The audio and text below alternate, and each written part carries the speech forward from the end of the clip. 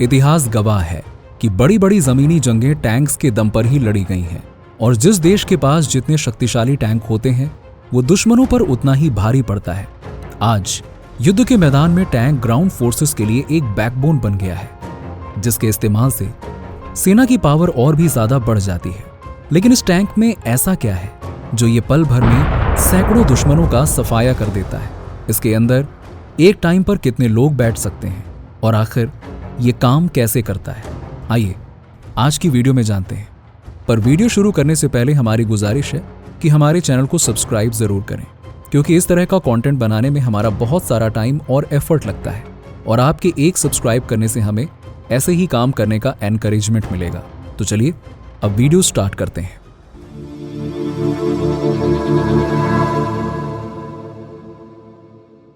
दोस्तों, tanks basically 3 तरह के होते हैं, जिसमें पहला है M1, जिसे पहली बार 1980 में यूज किया गया था।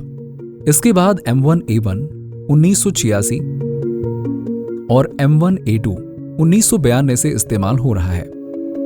ये सारे टैंक्स बाहर से काफी सिमिलर नजर आते हैं, लेकिन वक्त के साथ साथ इन्हें अंदर से काफी एडवांस बनाया गया है। आज की वीडियो में हम सिर्फ M1A2 के बारे में जानेंगे कि आखिरकार ये काम कैसे करता है। अगर हम स्पेसिफिकेशंस के बारे में बात करें तो इसकी height 8 feet, length 32 feet and width 12 feet होती है। वहीं वेट को देखें तो वो 68 US टन्स होता है, जो लगभग 35 कार्स के वजन जितना है। और इस वेट के साथ भी ये 42 माइल्स पर आवर की स्पीड पर दौड़ता है। M1A2 की फ्यूल कैपेसिटी 500 गैलन्स की है, जबकि नॉर्मल कार्स की ऑन एन एवरेज 16 गैलन्स होती है। मगर आपको बता दें कि M1A2 को इतने ज्यादा फ्यूल की एक्चुअल में रिक्वायरमेंट होती है, क्योंकि 1 गैलन फ्यूल में ये सिर्फ 0.6 माइल्स ही चल सकता है, जो कार्स या इवन दूसरे हैवी व्हीकल्स के कंपैरिजन में भी काफी कम है। अब हम इसके दूसरे फीचर्स की बात कर लेते हैं। तो दोस्तों, इसमें कैटरपिलर ट्रैक्स लगे होते हैं। ईच साइड 7 व्हील्स होते हैं। मेन बॉडी, जिसे हल कहा जाता है, और टरेट जो टॉप पर लगा होता है, ये स्पिन करता है। साथ ही इसका काम वेपन्स और अदर इक्विपमेंट्स को होल्ड करना भी है। वहीं इस टैंक के इंजन को पिछले हिस्से में रखा जाता है। लेकिन सवाल यह है कि आखिरकार कितने लोग टैंक के अंदर मौजूद होते हैं? तो दरअसल टरेट में 3 और टैंक के फ्रंट में 1 पर्सन मौजूद होता है। Caterpillar tracks. तो अभी तक हमने टैंक्स के आउटसाइड स्ट्रक्चर के बारे में जाना, लेकिन अब थोड़ा और डेप्थ में जाते हैं और कैटरपिलर ट्रैक्स के बारे में जानते हैं, जिन्हें टैंक ट्रीट्स के नाम से भी जाना जाता है। कैटरपिलर ट्रैक्स को स्टील और रिप्लेसेबल रबर पैड्स के साथ बनाया जाता है। अब आते हैं इसके व्हील्स पर।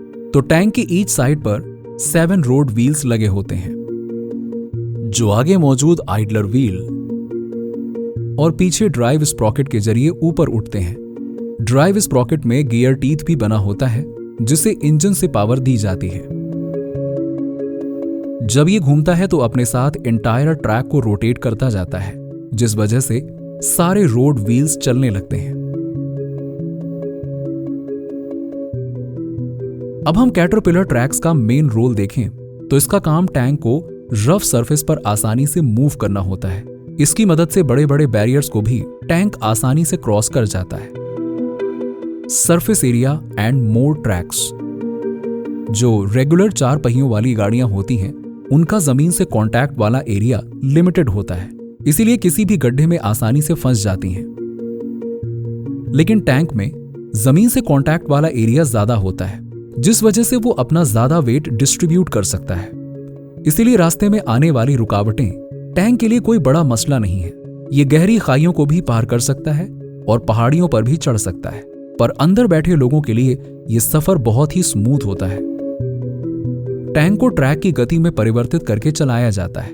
एग्जाम्पल के लिए, अगर आप उसे लेफ्ट की तरफ मोड़ते हैं तो राइट ट्रैक्स लेफ्ट ट्रैक से ज्यादा स्पीड में चलने लगता है। लेकिन अनफॉर्चुनेटली कैटरपिलर ट्रैक्स टैंक का सबसे ज्यादा टूटने वाला पार्ट होता है। पर अच्छी बात यह है कि टैंक में कुछ ऐसे टूल्स मौजूद होते हैं जिससे उसे ठीक या लिंक को रिप्लेस किया जा सके। इंजन। नेक्स्ट है इंजन, जो कि टैंक के बिल्कुल पीछे मौजूद होता है। जब कभी भी जरूरत होती है रिपेयर्स के लिए पूरे इंजन को टैंक से बाहर लिफ्ट किया जा सकता है। ये एक AGT 1500 इंजन होता है जो कई अलग अलग तरह के फ्यूल्स पर चल सकता है, लेकिन इसमें ज्यादातर जेट फ्यूल का इस्तेमाल किया जाता है। अब अगर हम कार्स को देखें तो इसमें पिस्टन इंजन लगा होता है जो ऊपर नीचे होते रहते हैं और शाफ्ट को रोटेट करते हैं, लेकिन टैंक में टरबाइन इंजन लगा होता है जो जेट इंजन से काफी सिमिलर होता है, जैसा कि आप एयरप्लेन में देखते हैं। लेकिन टैंक का इंजन साउंड में काफी धीमा होता है और इसे स्पेशली इस तरह से डिजाइन किया जाता है ताकि आसपास दुश्मनों को टैंक की पोजीशन का पता ना चल सके। ये इंजन काफी गर्म होता है, इसीलिए साइड में लगे ये 2 कूलिंग यूनिट्स हीट को रिमूव करने में मदद करते हैं। इसके अलावा इंजन के पीछे एग्जॉस्ट मौजूद होता है, इसीलिए जब इंजन स्टार्ट होता है तो हमेशा उससे दूर रहने की सलाह दी जाती है। Outside features. दोस्तों, टैंक के पीछे एक फोन भी मौजूद होता है ताकि बाहर के फौजी टैंक के अंदर के क्रू से कम्युनिकेट कर सकें। इसके अलावा टैंक के साइड्स पर आर्म्ड प्लेट्स लगी होती हैं जिन्हें साइड स्कर्ट कहा जाता है। ये व्हील्स और कैटरपिलर ट्रैक्स को प्रोटेक्ट करने के लिए लगाया गया होता है। इसे सेक्शन में खोला जा सकता है ताकि रोड व्हील्स को इजीली एक्सेस मिल सके और किसी डैमेज को आसानी से फिक्स किया जा सके। टैंक के फ्रंट पर हेडलाइट्स होती है और नीचे 4 टो हुक्स। पर क्योंकि M1A2 टैंक कई अलग अलग वेरिएंट्स में अवेलेबल है, इसीलिए बाकी के वेरिएंट्स में थोड़े अलग फीचर्स हो सकते हैं। टरेट। इस टॉप पार्ट को टरेट कहा जाता है जो सिर्फ 9 सेकंड्स में ही चारों तरफ घूम जाता है। इसमें आगे की तरफ मेन गन मौजूद होती है जो 120 mm स्मूथ बोर कैनन है। इसका मतलब है कि शेल या एम्यूनेशन 120 मिलीमीटर के होते हैं और बोर या होल जिसे शेल्स गुजरते हैं उसका साइज भी 120 mm होता है। टैंक में इस्तेमाल होने वाले शेल्स बैरल से लगभग 3500 माइल्स पर आवर की स्पीड से निकलते हैं और लगभग 2 मील दूर तक टारगेट को हिट कर सकते हैं। इसके अलावा इस टैंक में एक बहुत ही खास फीचर मौजूद होता है जिसका नाम है ऑटोमेटिक स्टेबलाइजर।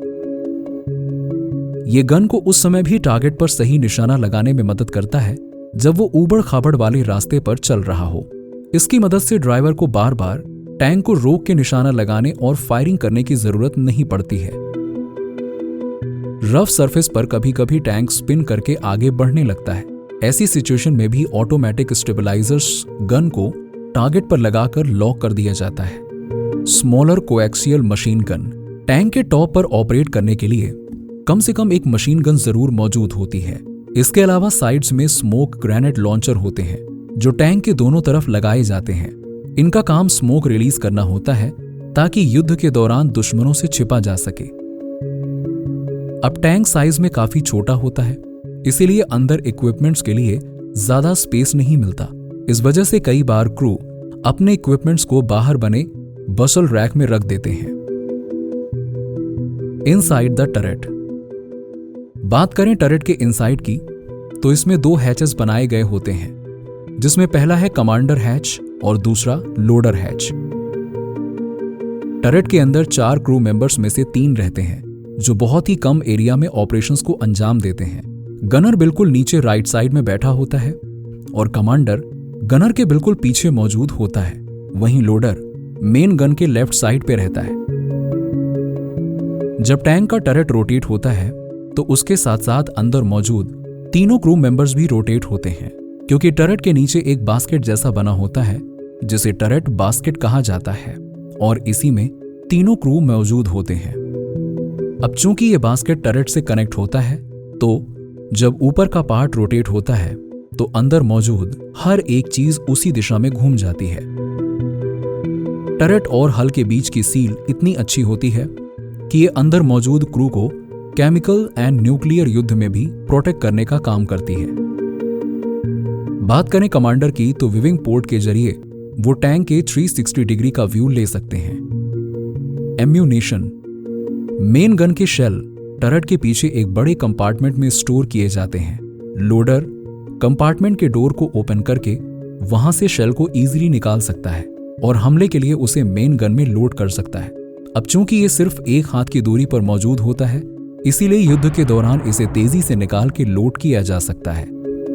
इस कंपार्टमेंट को इस तरह से डिजाइन किया जाता है कि अगर उसमें रखे शेल में आग लग गई तो कंपार्टमेंट के ऊपर का पैनल ब्लास्ट कर जाए। असल में ऊपर का पैनल बाकी के साइड से कमजोर बना होता है ताकि ब्लास्ट ऊपर की तरफ जाए, ना कि टरट में जहां क्रू मौजूद होते हैं। ड्राइवर टैंक का ड्राइवर सबसे फ्रंट में होता है। यहां एक हैच होता है जिसका इस्तेमाल अंदर जाने के लिए किया जाता है। यहां पर भी टरट के जैसे ही बहुत ज्यादा स्पेस नहीं होता, इसीलिए ड्राइवर को सीट पर लेटना होता है। यहां पर कंट्रोल्स होते हैं और इस जगह नीचे की तरफ 2 ब्रेक पैडल्स अटैच्ड होते हैं। इस टैंक में गैस पैडल नहीं होता है। एक्सेलरेशन और स्टीयरिंग के लिए सिर्फ 2 हैंडल बार्स दिए गए होते हैं। इसके अलावा ड्राइवर के पास पेरिस्कोप भी होते हैं जो उन्हें 120 डिग्री फील्ड का व्यू प्रोवाइड करते हैं। अब वैसे तो यूजुअली ड्राइवर फ्रंट के हैच से टैंक में एंटर करते हैं, लेकिन जरूरत पड़ने पर टरेट में भी चढ़ सकते हैं। उसके बाद एक छोटे से दरवाजे के जरिए बास्केट और फिर सीट तक पहुंच सकते हैं। तो दोस्तों, ये थी टैंक, उसके फंक्शंस और फीचर्स के बारे में डिटेल्ड इंफॉर्मेशन।